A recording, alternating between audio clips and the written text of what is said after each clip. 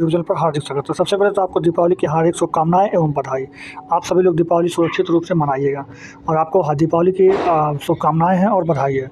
अभी मैं आपको बता दूं तो अभी की खबर है, दूसरे चरण में करीब 1.25 लाख लोगों ने अभी तक पंजीकरण कर दिया। हालांकि अभी टाइम बहुत ज़्यादा है, 5-7 दिन बचा हुआ है रजिस्ट्रेशन में ही। तो रजिस्ट्रेशन में करीब 1.25 लाख रजिस्ट्रेशन हो चुके हैं अभी तक के हिसाब से, और तकरीबन 6-7 लाख और लगभग 7 लाख 8 लाख तक का रजिस्ट्रेशन होने की संभावना बने रहेंगे। 10 लाख तक भी रजिस्ट्रेशन हो जाए तो कोई इसमें कहने वाली बात नहीं, लेकिन 6-7 लाख तो रजिस्ट्रेशन होंगे ही होंगे। अभी तक 1.25 लाख रजिस्ट्रेशन कंप्लीट हो चुके हैं। 17 तारीख तक विलम्ब शुल्क के साथ अंतिम डेट है मतलब पंजीकरण करने का। 14 नवंबर को आपको मतलब पंजीकरण करने का विलम्ब शुल्क दिया गया है। उसके साथ साथ परीक्षा इस बार में कोई भी गवर्नमेंट मतलब प्राइवेट कॉलेज को सेंटर नहीं बनाया जाएगा, ऐसा बात बोल दिया गया है। बाकी आप सभी लोग को आवेदन 25 नवंबर तक भर सकते हैं। रजिस्ट्रेशन 15 नवंबर तक, आप 14 नवंबर तक आप कर सकते हैं बिना विलम्ब शुल्क के, और विलम्ब शुल्क के साथ 17 नवंबर तक। तो आप लोग जल्द से जल्द अपना फॉर्म को पूर्ण कर लीजिएगा। बाकी चलिए वीडियो आप लोग देखते रहेगा। आप लोग को दीपावली की हार्दिक शुभकामनाएं। सेकेंड लिस्ट की हमने मांग की थी, सरकार तैयार हुई है, सेकेंड लिस्ट वो देंगे। बीपीएससी में जो शिक्षकों की बहाली हाँ, सेकेंड लिस्ट शिक्षा मंत्री के बयान को लेकर के, जबकि उन्होंने बयान वापस भी ले लिया था। हाँ, माफ़ी भी मांग ली थी, खुद की निंदा भी कर ली थी। ये भी कहा कि आप लोग कह रहे हैं मुख्यमंत्री शर्म करो, तो मैं शर्म कर रहा हूँ। यहाँ तक जब सब बातें हो गई, इसके बावजूद सदन नहीं चलने देंगे, टेबल बेंच कुर्सी पीटेंगे, तोड़ेंगे, गार्ड को पीट देंगे, ये जो स्थिति भाजपा ने पैदा कल की, उसके चलते सदन नहीं चल पाया। और ये सारी बातें जो थी, ध्यानाकर्षण में कितना महत्वपूर्ण सवालों पे डिस्कशन होना था। पूरे बिहार में आउटसोर्सिंग कंपनियां जो स्कूलों में लग रही थी, उस पर चर्चा होनी चाहिए थी। तो इन तमाम मुद्दों को दरकिनार करते हुए, इसको ख़त्म करते हुए भाजपा जो है वो एक मुद्दा को लेकर के अड़ी रही। और उनकी जो बौखलाहट है, हम समझते हैं वो इसलिए नहीं बौखलाए हुए हैं कि माननीय मुख्यमंत्री महोदय का ये बयान आ गया। संदीप सौरभ जी, आपने बौखलाहट का जो कारण हम समझ रहे हैं कि बिहार सरकार ने जाति गणना का रिपोर्ट जारी कर दिया। रिपोर्ट सक्सेस हो गया। उसके बाद आर्थिक सामाजिक सर्वे का रिपोर्ट आ गया। उसके बाद बिहार में आरक्षण का दायरा बढ़ा दिया गया। देश में एक मिसाल पैदा हुआ और 1 लाख से ज़्यादा संख्या में शिक्षकों की बहाली हो गई। ये बौखलाहट है बीजेपी की, जिसको वो लोग मुख्यमंत्री के बयान से ढकना चाह रहे हैं। बीजेपी के लोग भी कह रहे थे जो शिक्षक बहाली हुआ, उसमें गड़बड़ी हुआ, उसको सदन में उठाएंगे, उसको लेकर मुख्यमंत्री से सवाल पूछेंगे। तो कल शिक्षा पे चर्चा थी, तो क्यों नहीं उठा दिए? क्यों लाता लाती कर रहे थे कल? क्यों मारपीट करने लगे?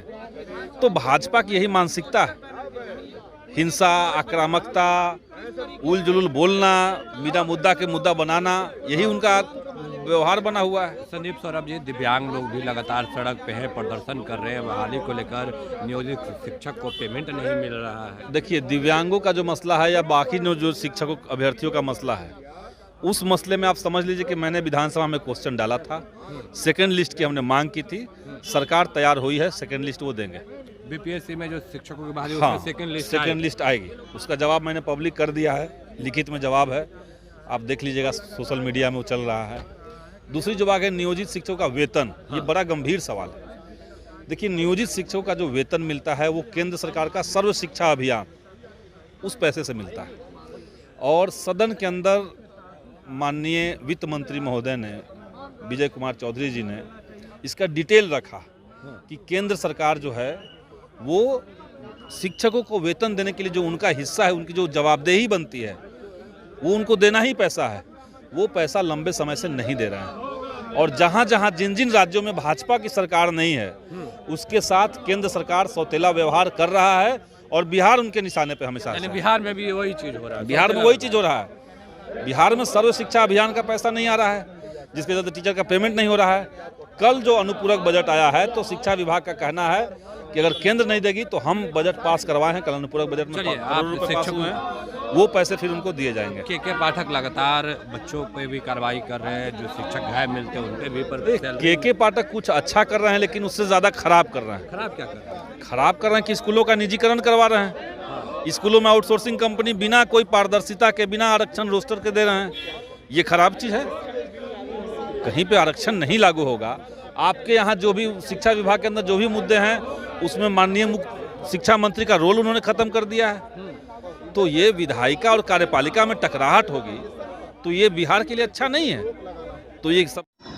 तो फ्रेंड्स, आपने वीडियो देख लिया होगा। वीडियो देखने से आपको एक चीज़ तो क्लियर हो गई होगी, ये कि आपकी जो सेकंड मेरिट लिस्ट है वो पक्का आने वाली है। यानी सेकंड मेरिट लिस्ट की बात विधानसभा में हुई थी, जहाँ पे उन्होंने बोला है कि आपकी सेकंड मेरिट लिस्ट जो है वो पक्का आएगी। ये बात हो गई पहली नंबर, जो कि कंफर्म हो गई कि सेकंड मेरिट लिस्ट आएगी और जल्द ही आने वाली है। दूसरी बात आपका ये देख सकते हैं आपकी स्क्रीन पर जो मैं आपको दिखा रहा हूँ, कार्यालय जिला शिक्षा पदाधिकारी पूर्वी चंपारण मोतिहारी। इसमें क्या निकला हुआ है कि आपको सभी अनुमंडल मुख्यालयों के प्रधानाचार्य, प्रधानाध्यापक, प्रधान प्रभारी, प्रभारी और महाविद्यालय, इंटर कॉलेज, 10+2 निजी विद्यालय पूर्वी चंपारण मोतिहारी को ये बात भेजी गई है। किस संबंध में भेजा गया? तो संबंध उनका ये था कि आप देख सकते हैं यहाँ पर, आप देख सकते हैं किस संबंध में। तो उपयुक्त विषय का अनुपालन क्या करना था कि इसमें एक प्रतियोगिता परीक्षा, यानी जो अपना ये मतलब अध्यापक वाला, देखिए, विद्यालय अध्यापकों के पदों पर नियुक्ति की अनुशंसा हेतु निर्धारित लिखित वस्तुनिष्ठ परीक्षा प्रतियोगिता संचालन हेतु सूचना अनुसार दिनांक 7/12/2023 से 10/12/2023 तक का जो है इनका प्लानिंग है। यानी 7 दिसंबर से लेकर के 10 दिसंबर के बीच में ये पेपर लेने वाले हैं। यानी 7, 8, 9, 10 इन 4 दिनों के बीच में ये सारा पेपर ले लेंगे। मतलब 6 से लेकर के 12 तक का सारा पेपर जो है ये इन 4 दिनों में ले लेंगे। तो ये 4 दिन बहुत इंपॉर्टेंट होने वाले हैं आपके लिए।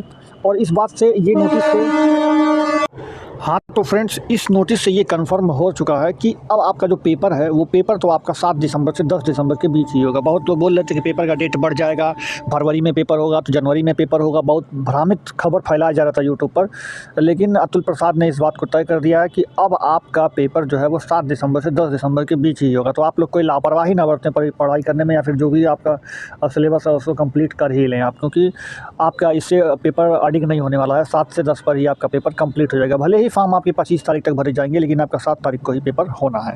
ये दूसरी बात भी इन्होंने कंफर्म कर दी। तो पहली बात, सेकंड मेरिट लिस्ट आएगी ही आएगी। दूसरी बात, आपका पेपर 7 से 10 तारीख के बीच में होना ही होना है। अब मैं जो आपका जो कट ऑफ है, जो सेकंड मेरिट लिस्ट में कितना आना चाहिए कितना नहीं आना चाहिए, उस पर मैं आपको चर्चा कर देता हूँ। जो आपके सामने स्क्रीन पर दिख रहा है ये 1 to 5 में पिछले बार का कट ऑफ है। पिछले बार का यानी अभी जो फर्स्ट मेरिट लिस्ट आई थी उसका कट ऑफ है। यहाँ पे आप देख सकते हैं। तो आपको पता भी होगा कि जनरल में 67 नंबर, वहीं फीमेल जनरल में 57 नंबर, इसी तरह से करके अलग अलग कैटेगरी में अलग अलग कट ऑफ्स आए थे। मिनिमम कट ऑफ 39 रखा गया था बहुत जगह पे, और मतलब वो मिनिमम क्वालिफाइंग मार्क्स उन्होंने मान रखा है कि 39 नंबर जिसका होगा उसको पास मान लिया गया है इसमें। तो ये सब चीज़ें थी।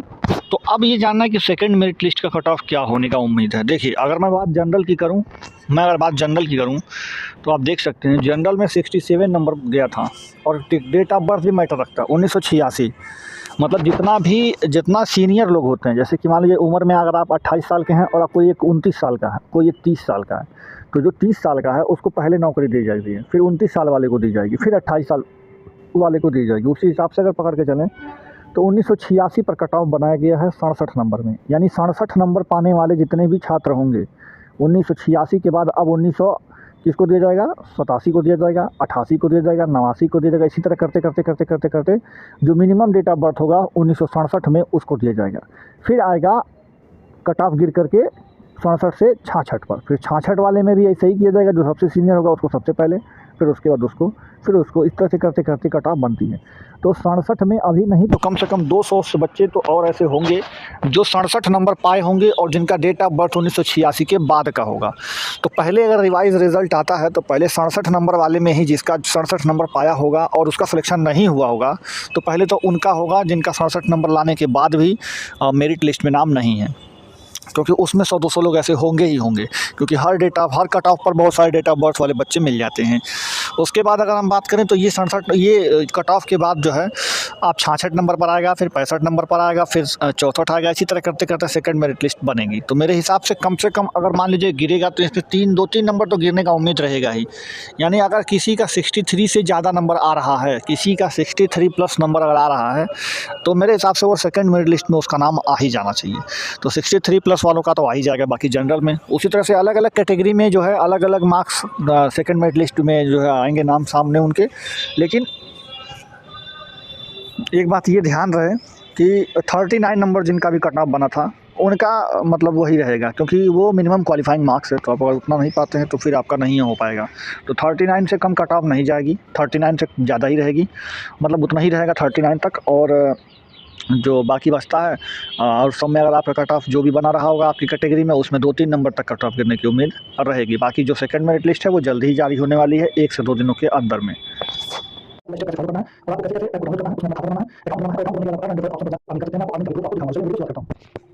मैंने अपने डिस्क्रिप्शन में आपको लिंक दिया है, देखिए ये डिस्क्रिप्शन में लिंक दिया है, नीचे जो है साइन अप वाले अकाउंट इसमें आप अपना मोबाइल नंबर डालिएगा, यहाँ पर नीचे रेफर कोड में रेफर कोड ऑप्शन पर जरूर डालिएगा, क्योंकि ये रेफर कोड इस्तेमाल करने पर आपका कूपन होगा एक्टिव।